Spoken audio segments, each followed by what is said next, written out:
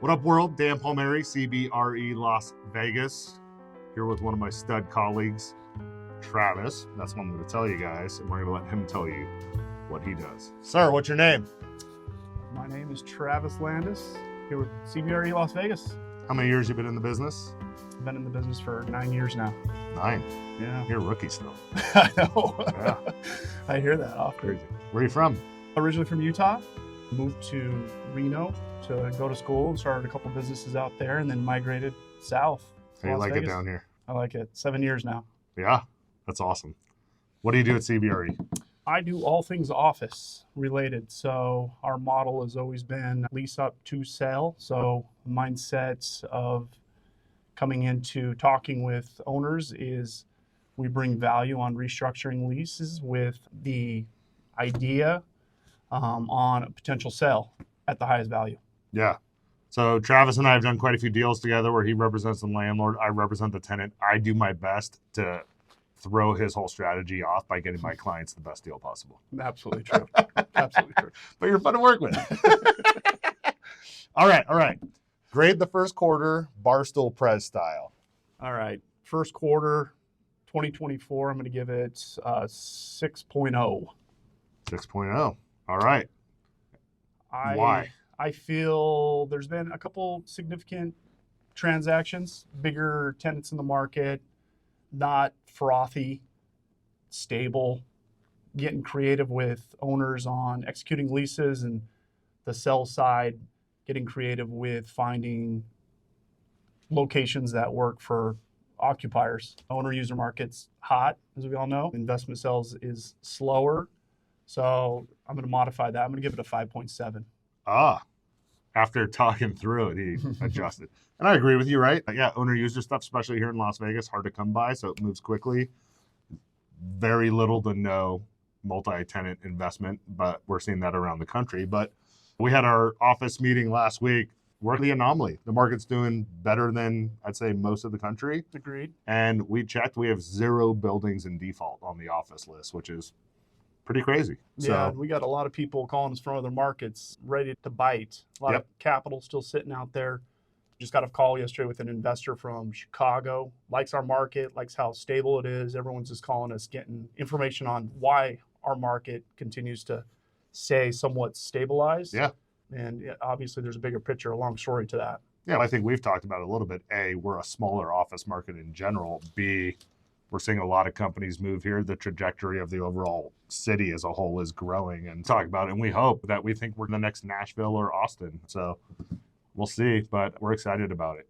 All right. First quarter, any big deals or news to talk about? Big deals, probably on the larger side, some financial firms. You represented a financial group, MidFirst Bank. We did a significant deal here at Uncommons. Yeah. Wells Fargo, they signed a pretty large lease here at Uncommons as well on the 4th floor, occupying quite a bit of space. Those are big significant lease transactions. Yeah. There's some Class B office out there along the Beltway that's absorbing some large square footages, and you're aware of that. And one of the biggest trades really was the last tranche closing of the state for the Cairn Center, which, that gives them full control of that complex now. Totally. So yeah, here the state of Nevada owns a pretty large building just north of downtown Las Vegas, and they got the TI cost back on what it was basically going to cost to completely retrofit that building and build an additional building. So instead, they basically acquired a 100-acre, 18-building office project that was probably about 65% vacant with bigger spaces. And so interesting dynamic. You got the state now as an owner user taking out a lot of vacant inventory. So that's good from a vacancy standpoint. A little bit more competitive now in that submarket. And some of the stuff the state is vacating from a lease standpoint is honestly C to D type products. So probably more prime for what Vegas has never really seen. And what I think we've talked about is redevelopments around the corner for us, just because we've grown to the edges of town after, a growth period of forever. Absolutely. So it's interesting. That Class C product, I think, is really going to be repositioned in the market. Scraped, land value, multi-use. I mean, there's a lot of different aspects that being foreseen Yeah. in the next couple of years. Yeah, agreed. You're starting to see some larger assemblages get put together for redevelopment. That's right. We even have a single-story office building in Henderson that's going retail. So, yeah, first time in Vegas, other than tearing down hotels and casinos, that we're actually seeing commercial real estate go through a redevelopment process. All right, thoughts on the rest of the year, 2024? It's going to be difficult. We're going to have to get creative with structuring some of these deals, getting abated rent and concessions in these Class B office buildings, really incentivizing tenants to move forward with the transaction. Yep. The investment sales side, I believe, is going to remain flat. We may have 2, maybe 3 rate adjustments, which will define the capital markets on lending. Owner user products still going to be hot. We're going to see record-setting price per square foot deals. We have some stuff along the Beltway, even in the Summerlin cusp, $400 or $500 per square foot, and that smaller stuff. We have a significant listing that we put out 50,000 square feet out in Henderson. Owner user, positioned it for an owner user. Guidance is at $300 a foot. Yeah. Hoping to strike somewhere in that range. I think we're just all going to have to get creative. Yeah. And it might remain steady. This is the new norm, I believe. Sure. But same conversation with Kevin yesterday on the industrial side. This is a normal real estate cycle for the most part. Right. We were used to it being so fast and so hot for so long. Yeah. That when our phone's not ringing every hour of the day, we're wondering what's going on. And it's a new mindset. So it's about just staying steady, building on your relationships. And the good thing is we're not at a point yet where he's golfing on Fridays. He's still here on Fridays. So we're doing good. He's not the golfer anyways. I'm not. No. All right. What are you telling your clients today? Remain calm. Yeah. Let's get creative on structuring and working around some of these tenant improvement costs. Mm-hmm. And that could be amortizing, abating rent, really just capping it. But really right now it's more education in the market.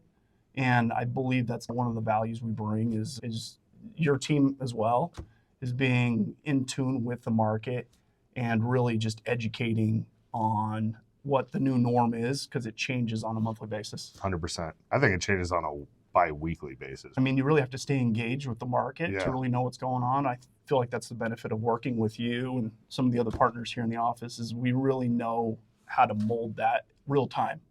How much do your clients hate me? They hate you. No, they love you. They love you. I always tell you, listen, landlords love to hate me, but I continually bring them opportunities. We just beat them up as much as we can. Absolutely. All right. My favorite question. What's your favorite dish in Las Vegas at a non-chain restaurant, sir? Because we don't eat at those places. I'm going to go off the grid a little bit. The 2 gringo tacos at Pinches Tacos. Yeah. Those are legit. Javi is a great friend of mine. He's got 3 or 4 locations out here now and a bunch in LA, but Javi is an amazing human being, loves what he does. They put out a great product. The first time I ever went there, another colleague of ours, Brad Peterson, office guy, like a couple of my other guests, a little simple. I got him to try his first ever tongue taco unbeknownst to him. So I love it. yeah, I ordered it in Spanish. He goes, "This is pretty good steak." And I informed him it's a different part of the cow. Yeah. But anyways, Travis Landis, office broker extraordinaire, coming up on a decade in the business. Love doing work with you, man. If you have any questions about the office market, hit me up, hit him up, whatever you need. Have a great day, everyone.